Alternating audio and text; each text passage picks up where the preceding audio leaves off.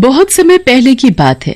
सुधा नाम की एक लड़की अपनी बहन के साथ एक छोटे से गांव में रहती थी। वो खेतों में रखवाली करने का काम करती थी, जिससे वो अपना और अपनी बहन का गुजारा करती थी।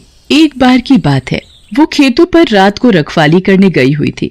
सुधा रखवाली कर ही रही थी, तभी अचानक से वहाँ एक पागल बैल खेतों में घुस आता है और वो खेत को रौंदने लगता है। अरे अरे अरे, ये बैल यहाँ कहाँ से आ गया? तभी सुधा देखती है कि बैल खेत में लगी फसल खराब कर रहा है। अगर इस बैल को यहाँ से भगाया नहीं गया तो ये सारी की सारी खेत की फसल उजाड़ देगा। इसे फसल खराब करने से कैसे रोकूं?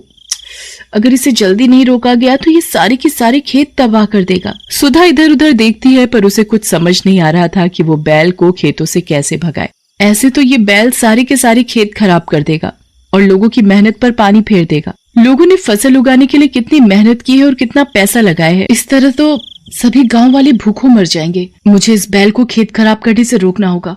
इससे पहले कि ये बैल सारे के सारे खेत खराब करे, मुझे इसे जल्दी रोकना होगा। क्या करूं, कैसे भगाऊं इस बैल को? मेरी तो कुछ समझ में नहीं आ रहा कि कैसे इसे खेत खराब करने से रोकूं। तभी सुधा की नजर एक डंडे पर पड़ती है और वो डंडा उठाकर उस बैल को डरते डरते पीछे की तरफ से मारने लगती है। भाग भाग भाग! तभी बैल सुधा की तरफ मुड़ता है और उसे अपनी लाल लाल आंखों से घूरने लगता है। अरे बाप रे, ये बैल तो बड़ा ही डरावना है। ये तो मुझे ऐसे देख रहा है जैसे मुझे अभी उठाकर फेंक ही देगा। तभी बैल सुधा की ओर अपने दोनों सींगों को करता हुआ बढ़ने लगता है। अरे रे, ये बैल तो मेरी तरफ ही आ रहा है। इसे देखकर ऐसा लग रहा है जैसे आज मुझे साक्षात यमराज के दर्शन हो गए और वो मुझे लेने आए हैं। सुधा बैल को देखकर भागने लगती है। अरे कोई है, कोई बचाओ मुझे, नहीं तो ये बैल मुझे अपने पैने सींगों से उठाकर मार ही डालेगा। कोई है जो मुझे इस बैल से बचा सकता है? मुझे अभी मरना नहीं है, मेरी तो अभी शादी भी नहीं हुई है। सुधा भागते भागते बुरी तरह थक जाती है और वो एक जगह आकर रुककर हाँफने लगती है। हाँ, इस बैल को भगाना इतना आसान नहीं है। चाहे जो हो जाए, मैं इसे गांव वालों के खेत की फसल खराब नहीं करने दूंगी, चाहे इसमें मेरी जान ही क्यों न चली जाए। तभी देखते ही देखते बैल सुधा के सामने आकर खड़ा हो जाता है और वो अपने दोनों सींग सीधा उसके पेट में गाड़ देता है और उसे दूर जमीन पर फेंक देता है। सुधा के पेट से खून बहने लगता है और वो बुरी तरह तड़पने लगती है।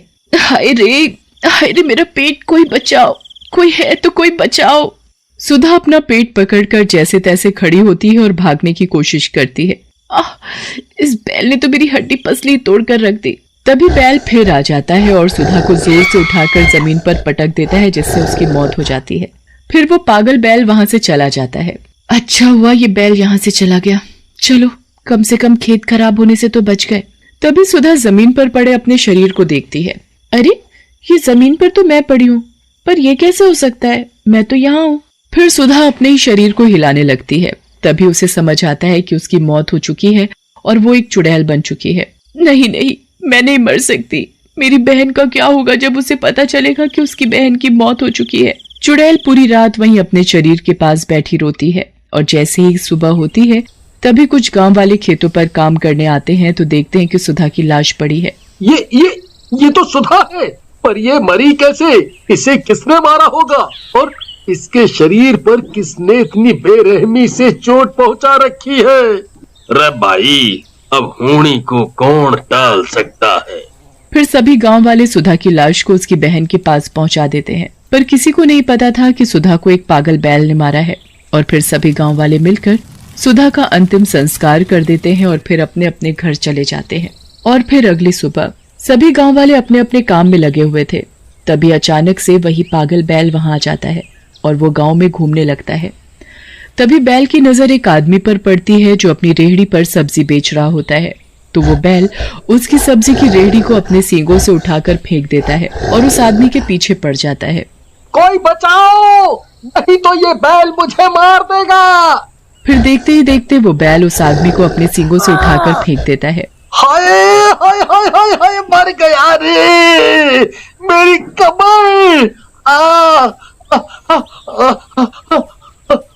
वो आदमी जैसे तैसे अपनी जान बचाकर वहां से भागता है, लेकिन तभी बैल उस आदमी को पीछे से अपनी सींगों से जोर का धक्का मारता है, जिसकी वजह से वो आदमी दूर जाकर गिरता है और मर जाता है। वो पागल बैल पूरे गांव में भाग रहा था। उसे देखकर गांव वाले भी इधर उधर भाग रहे थे, पर किसी की हिम्मत नहीं थी कि कोई उस बैल को पकड़ सके। तभी वो बैल किसी का घर तोड़ने लगता है। उसे रोकने के लिए कुछ गांव वाले उसे पकड़ने की कोशिश करते हैं, जल्दी से कोई मोटी रस्सी लेकर आओ। सभी गांव वाले रस्सी का फंदा बनाकर बैल के गले में डालते हैं, पर बैल उल्टा ही उन्हें ही अपनी ओर खींचकर गिरा देता है। मर गया रे, ये पागल बैल तो पकड़ में ही नहीं आ रहा। गांव वासियों को चारों तरफ भागते हुए चुड़ैल देख लेती है। ये तो वही बैल है जिसने मुझे मारा था। अब ये यहाँ आकर गांव वालों को परेशान कर रहा है। इस बैल ने तो गांव वालों की बहुत बुरी हालत कर रखी है। मैं इस बैल को नहीं छोड़ूंगी। तभी चुड़ैल देखती है कि एक छोटा बच्चा सड़क पर अकेला रह गया है और बैल उसके पास खड़ा होकर उसे देख रहा है। उसकी माँ चिल्ला रही है, मेरा बच्चा, कोई बचाओ मेरे बच्चे को, नहीं तो ये बैल मेरे बच्चे को मार डालेगा। जैसे ही बैल उस औरत के बच्चे को उठाने जाता है, चुड़ैल उसके सामने आकर उस बच्चे को उठा लेती है और उसकी माँ को दे देती है। ये देखकर उस बच्चे की माँ हैरान होती है। चुड़ैल, ये तो चुड़ैल है और इसने मेरे बच्चे की जान बचाई। फिर वो चुड़ैल अपने हाथों से उस बैल के दोनों सींग पकड़ लेती है और उसे पूरी ताकत के साथ रोकने की कोशिश करती है। तू मेरे होते हुए गांव वालों को कुछ भी नहीं कर सकता। बैल भी कम ताकतवर नहीं था। वो अपनी पूरी ताकत के साथ चुड़ैल को उठाकर दूर फेंक देता है। अच्छा तो ये बात, अब फेंक कर दिखा मुझे, मैं भी देखती हूँ कि तुझ में कितना दम है। गांव वाले बुरी तरह डरे हुए इधर से उधर भाग रहे थे। तभी वो सब चुड़ैल को देखकर रुक जाते हैं। ये तो चुड़ैल है और हमारे लिए बैल से लड़ रही है। तभी चुड़ैल बैल से लड़ते हुए गांव वालों से कहती है, डरो नहीं, तुम लोगों को कुछ नहीं होगा। ये बैल तुम लोगों का कुछ नहीं बिगाड़ सकता। फिर चुड़ैल बैल के दोनों सींग अपने हाथों से पकड़ती है और जोर से उसे हवा में घुमाते हुए दूर फेंक देती है। बैल बुरी तरह चिल्लाने लगता है। फिर जैसे ही वो चुड़ैल की तरफ अपने सींग करता है, चुड़ैल उसके दोनों सींग उखाड़ फेंकती है। इसी सींगों से तूने मुझे मारा था ना, ले अब तू भी मर। बैल को बुरी तरह चोटें आती हैं।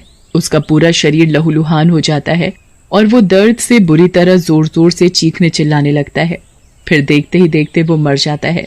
सभी गांव वाले पागल बैल को मरते देख बड़े खुश होते हैं। तुम्हारा धन्यवाद जो तुमने इस पागल बैल से हम सभी गांव वालों की जान बचाई। पर तुम हो कौन? मैं सुधा हूँ। जब मैं रात को खेतों की रखवाली कर रही थी तभी ये बैल न जाने कहां से आ गया और सारी की सारी फसल खराब करने लगा। जब मैंने इसे रोकने की कोशिश की तो इसने मुझे ही मार डाला। सुधा, तेरा हम गांव वालों पर बहुत बड़ा एहसान और उपकार है। हम चाह कर भी तेरा ये एहसान नहीं चुका सकते। तूने मरने के बाद भी हम गांव वालों की इस पागल बैल से जान बचाई। हम तुझे जिंदा तो नहीं कर सकते, पर हाँ, तेरी कोई इच्छा है तो उसे जरूर पूरा कर सकते हैं। मुझे खुशी है कि आपने मुझे इस लायक समझा। मुझे और कुछ नहीं चाहिए।